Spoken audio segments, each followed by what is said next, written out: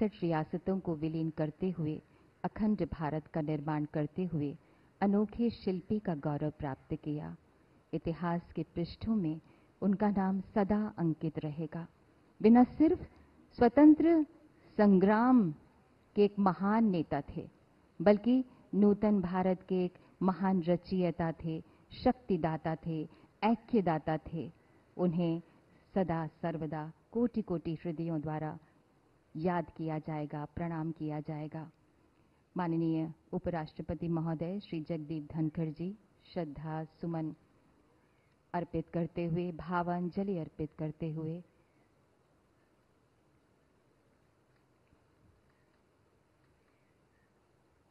लगता है जैसे कोई अद्भुत प्रेरणा, हिम्मत, आत्मविश्वास और शक्ति सब एक साथ वल्लभ भाई पटेल के रूप में साकार होकर देह धारण कर अवतरित हुए थे।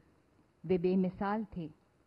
ऐसे ज्योति पुंज धरा पर उतरे तो अवतार हो गए, ऐसे ज्योति पुंज धरा पर उतरे तो अवतार हो गए।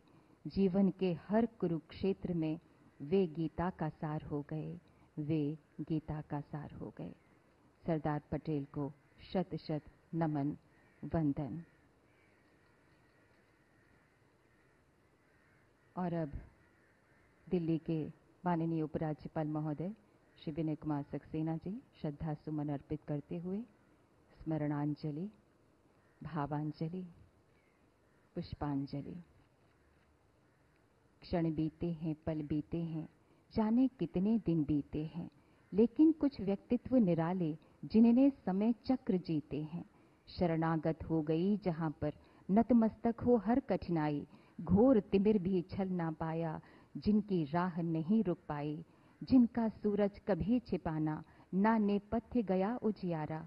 ऐसे युग पुरुष के सम्मुख युग ने खुद युग बोध सवारा, युग ने खुद युग बोध सवारा। प्रणाम इस महान विभूति को।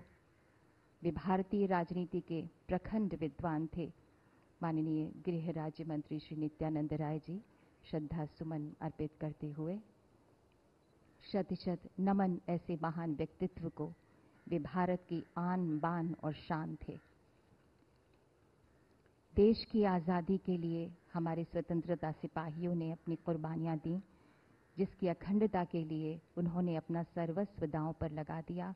उसकी रक्षा करना हमारा पहला कर्तव्य होना चाहिए, पहला धर्म होना चाहिए। यही सरदार पटेल के प्रति सच्ची श्रद्धांजलि हो गई। प्रगति का ये सोपान वरदान है भारत को, आशीर्वाद है सरदार पटेल जैसी विभूति का। और अब श्रद्धा सुमन अर्पित कर रहे हैं गृह राज्य मंत्री जी माननीय श्री बंडी संजय कुमार जी।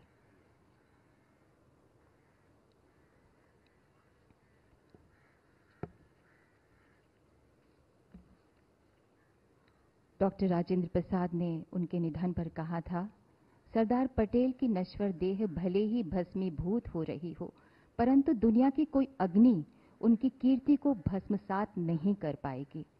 एक अद्भुत प्रेरणा, हिम्मत, आत्मविश्वास और शक्ति का एक साथ स्वरूप सरदार वल्लभ भाई पटेल में। और माननीय सांसद महोदया सुश्री बांसुरी स्वराज जी श्रद्धा सुमन अर्पित करते हुए उस महान विभूति को याद करते हुए, यही प्रसिद्ध लौह का पुरुष प्रबल, यही प्रसिद्ध शक्ति की शिला अटल, हिला इसे सका न कभी शत्रु दल, पटेल पर स्वदेश को गुमान है।